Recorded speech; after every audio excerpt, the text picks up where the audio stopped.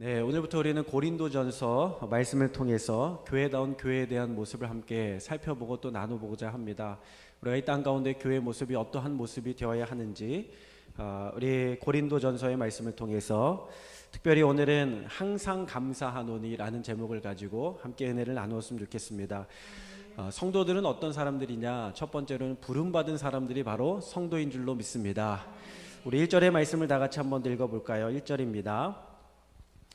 하나님의 뜻을 따라 그리스도 예수의 사도로 부르심을 받은 바울과 형제 소스데네는 아멘.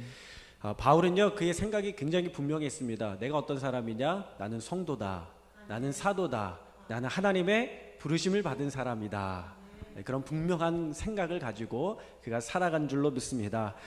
이 부르심이란 말은요, 영어로 콜링이라고 합니다. 콜링이라고 하는 것은 부르다는 거죠. 전화할 때 콜이라고 하잖아요. 기버 콜이라고 하는데 전화한다는 것, 부른다는 것, 누군가 부른 사람이 있기 때문에 불러지는 거죠. 군대 입대하는 것도 뭐라고 이야기하냐면 나라에서 불렀다 이렇게 이야기를 하잖아요. 부름받았다 이야기를 하고 거룩한 부르심이라 생각을 해서 나라를 위하여, 가정을 위하여, 또 조국을 위하여 군대 이렇게 입대하게 됩니다. 우리가 천국 백성, 하나님의 백성이 되는 것도 마찬가지인 줄로 믿습니다. 주님께서 우리를 불러주셨기 때문에 이 자리에 있고, 또 주님께서 우리를 불러주셨기 때문에 우리가 함께 이렇게 예배하게 되는 줄로 믿습니다. 제가 아이들한테 뭔가 시키려고 하면요, 먼저 뭘 할까요? 이름을 부르는 거예요. 맞아요. 이름을 먼저 부릅니다. 아라야, 수아야, 용민아 이렇게 부르면 대답을 하죠. 그리고는 뭐 사랑한다 이야기도 하고, 고맙다 이야기도 하고, 잘했다 이렇게 칭찬도 하고, 또 가서 물 좀 떠와라, 청소 좀 해라, 가서 뭐 좀 사와라 이렇게 심부름을 시키기도 합니다. 그 모든 것들을 다 하기 전에 가장 기본이 되는 것은 뭐냐면 불러야죠. 그러니까 여러분, 우리가 하나님 앞에서요, 먼저 소명을 가지고 나가는 것이 아니라, 뭐 사명을 가지고 먼저 나가는 것이 아니라, 하나님께서 먼저 우리를 부르셨기 때문에 하나님의 자녀로 부르시고 하나님의 백성으로 부르시고 구원받은 하나님의 성도로 우리를 부르셨기 때문에 우리가 이 자리에 있는 줄로 믿습니다. 여러분, 예수님께서도 마찬가지신데요, 예수님께서도 공생의 사역을 시작하시기 전에 어떤 일이 있죠? 세례 요한을 통하여서 세례를 받잖아요. 예수님이 그 요단강에 들어가서 세례를 받으실 때 어떤 역사가 나타나게 되냐면 비둘기 같은 성령이 예수님의 머리 위에 내려오시게 됩니다. 그러면서 하늘로부터 소리가 있어 이르되 이는 내 사랑하는 자요 내 기뻐하는 자로다. 하나님께서 불러주시는 거예요. 그는 내 사랑하는 자다. 예수야, 너는 내가 사랑하는 자다. 예수야, 너는 내 아들이다. 예수야, 너는 내가 기뻐하는 자다.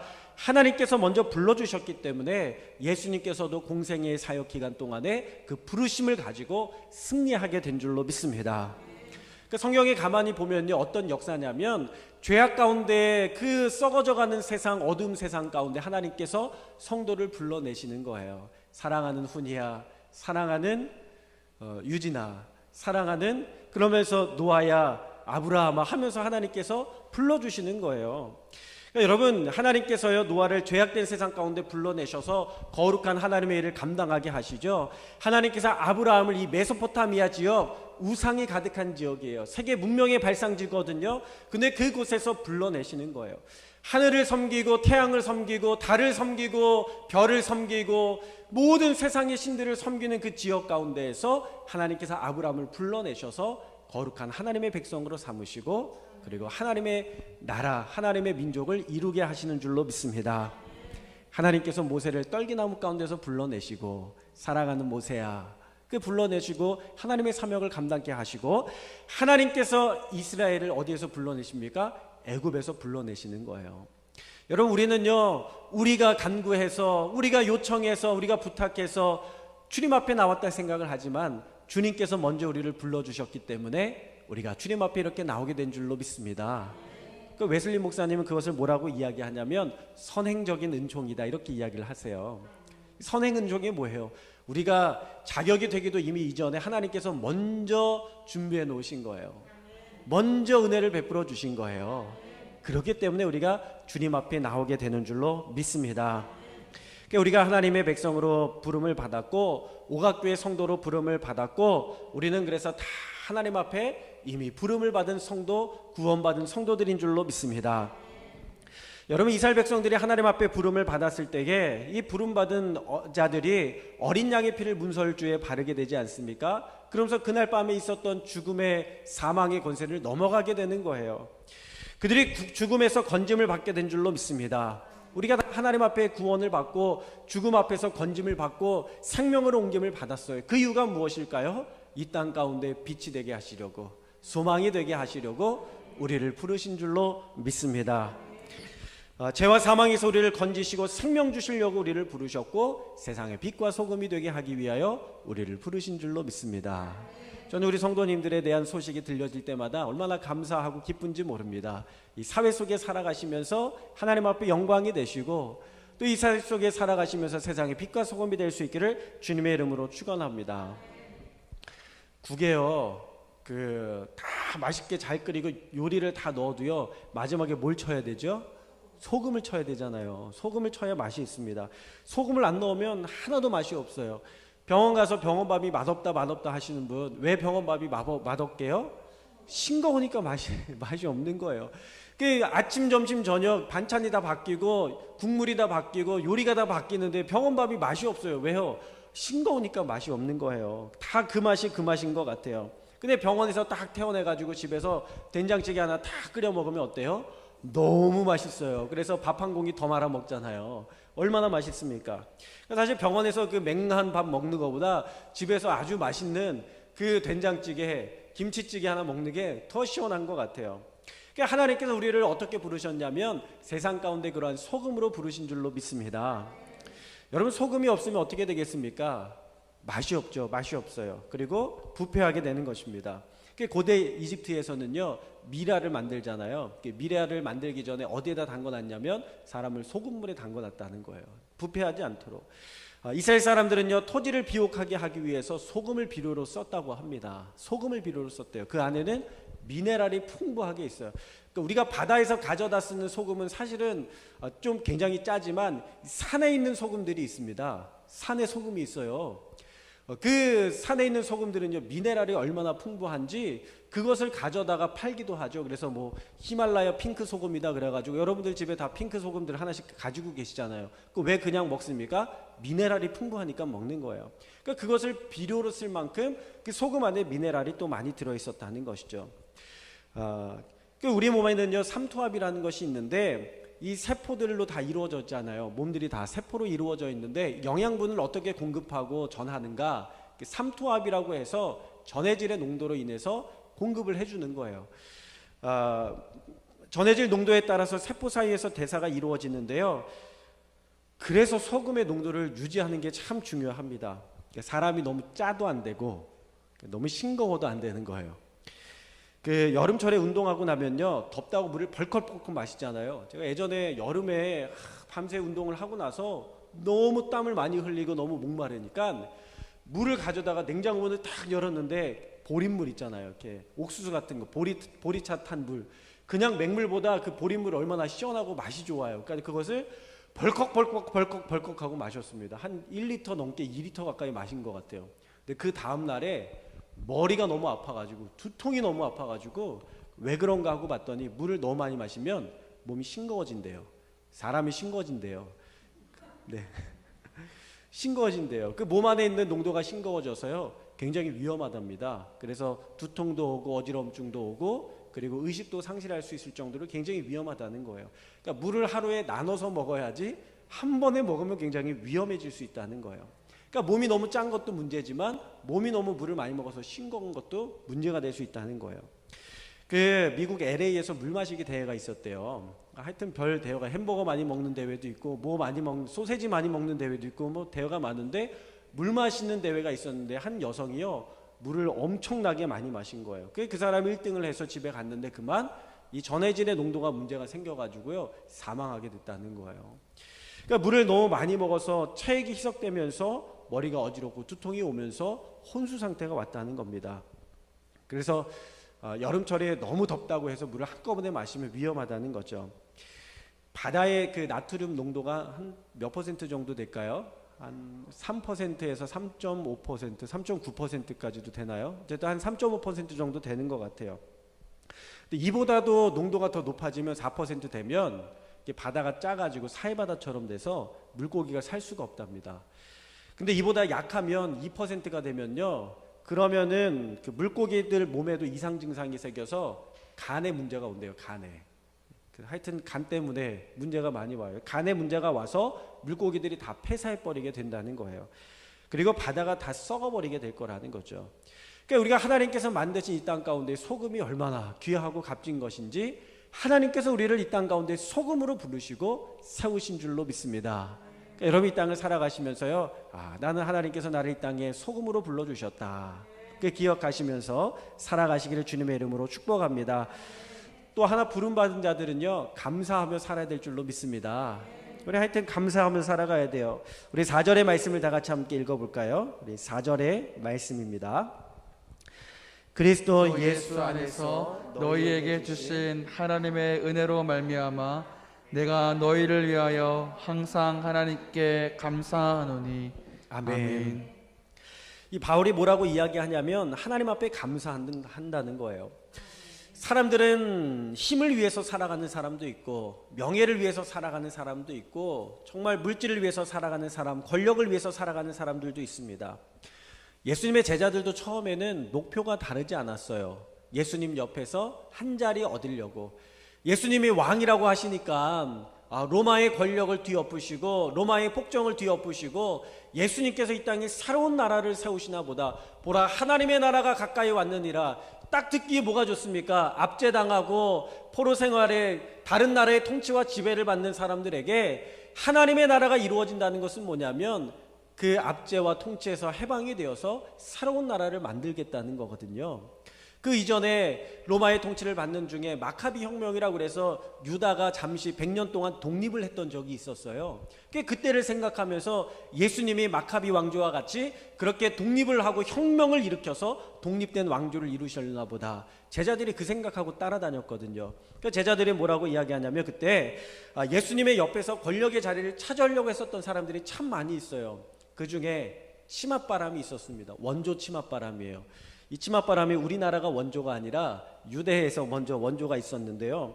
요한의 어머니가 두 아들을 데리고 예수님 앞에 와가지고 하나는 예수님의 우편에, 하나님은 예수님의 좌편에 앉게 해주세요. 여러분 그렇게 이야기를 했습니다.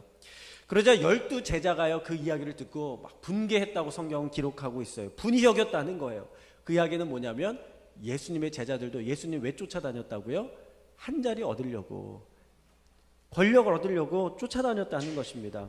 그러니까 예수님의 제자들 또한 마찬가지였다는 거예요. 이렇게 사람들이요 무엇인가를 얻기 위해서 예수님을 쫓아다녔습니다. 그런데 바울의 태도가 다른 거예요. 이미 받았다는 것입니다. 하나님께서 이미 은혜를 주셨다는 것입니다.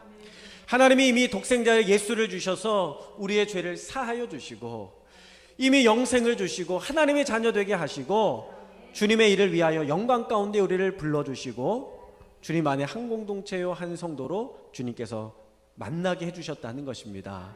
그것으로 인하여 이 사도 바울은 감사한다는 거예요. 하나님 감사합니다. 우리 성도님들 만나게 해주신 거 감사하고, 내가 죽을 수밖에 없는 죄인인데 나를 위하여 죽으시고 나에게 생명 주시고 영생 주신 거 감사합니다 하면서 그가 감사한 줄로 믿습니다. 가만히 보면요, 이 바울이 감사할 수 없는 조건이 참 많았거든요. 감사할 수 없는 조건이 많아요. 고린도는요, 당시 그리스에 있는 아테네랑 쌍벽을 이루는 도시였어요. 근데 아테네는 뭐가 많냐면 신전들이 많아요. 신전이 있어요. 더군다나 고린도에는요 아프로디테 신전이 있습니다. 이 아프로디테 신전에는요 여사제가 1,000명이 있는데 1,000명이 뭐 하는 사람이냐면 다 매춘부였어요. 매춘부. 그러니까 성적으로 타락하고 음란한 도시가 바로 고린도라는 지역이었습니다. 그러니까 그렇게 문란했던 사람들이요, 물론 예수 믿고 구원받아서 교회에 나왔는데 그 예습관이 어디 가겠냐고요. 그 예습관이 어디 가겠어요? 그 모습 그대로 교회에 나와서 예배드리고 가족 간에 문제가 있고 뭐 싸움이 있고 다툼이 있고 근친 간에 여러 가지 성적인 문제들이 있고 하니까요, 교회가 교회 같지가 않은 거예요. 그러니까는 교회를 바라보면서 사람들이 서로 비난하고 비판하고 욕하고 성도가 서로를 손가락질하면서 미워하고 그러는 상황 가운데 있는데 바울이 뭐라고 이야기하냐면 감사합니다. 고백하고 있다는 것입니다. 고린도 항구 도시였거든요. 사람들이 거칠고요, 술과 여자에 빠져 산 사람들이 참 많이 있습니다. 제가 인천에 살아서 알잖아요. 인천에 항구 도시인데 배 타는 사람들이 참 많이 있었어요. 제가 예전에 있었던 그 교회 장로님 중에 한 분이 배 선주셨어요.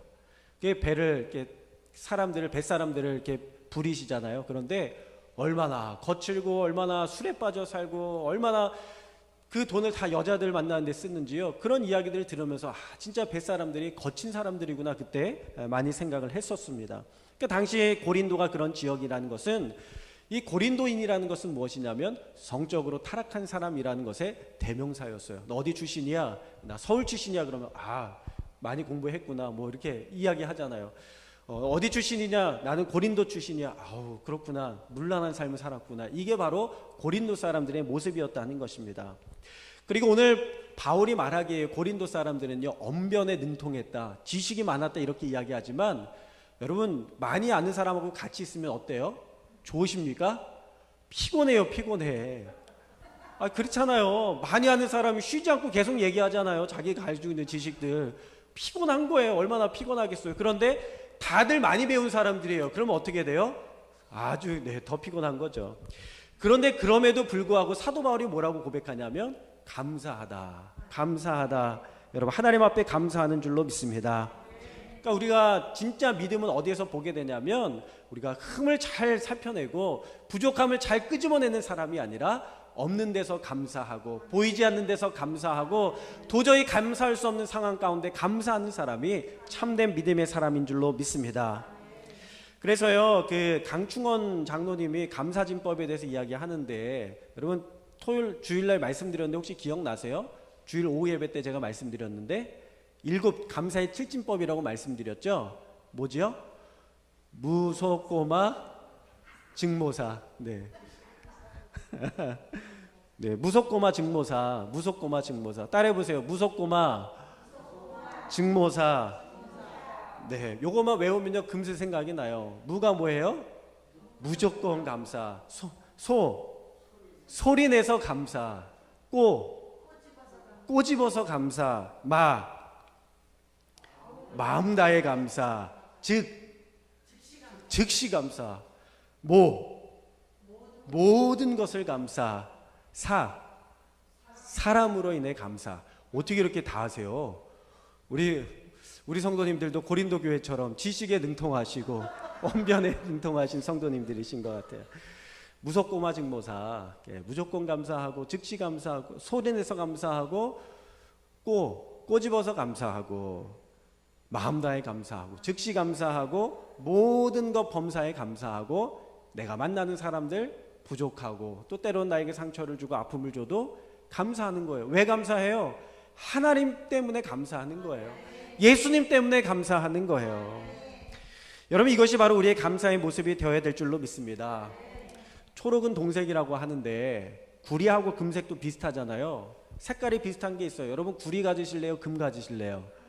금 가져야죠. 그죠? 금 가져야죠. 색깔 비슷하다고 구리 가지시면 되겠습니까? 물론 구리도 귀하지만 그러나 금값은 또 어마어마하잖아요. 여러분 신앙인도 마찬가지입니다. 비슷해요. 그런데 구리 같은 신앙인이 있고 정금 같은 신앙이 있다는 것입니다. 어디에서 차이가 날까요? 감사하는 것에서 차이가 나는 줄로 믿습니다. 믿음의 사람은요 믿습니다만 하는 것이 아니라 정말 믿는다는 것은 무엇이냐면 감사의 깊이라고 말씀드린 것처럼 하나님 앞에 처한 상황에 감사하고 모든 것에 감사하며 주님 때문에 감사할 수 있는 믿음의 사람이 다 될 수 있기를 주님의 이름으로 축원합니다. 세 자녀를 가진 엄마가 있었어요. 새 아이를 키우면서 얼마나 힘들어요. 아이가 먹는 것도 많고 쓰는 것도 많고 입는 것도 많고 씻는 것도 많고 참 많이 있잖아요.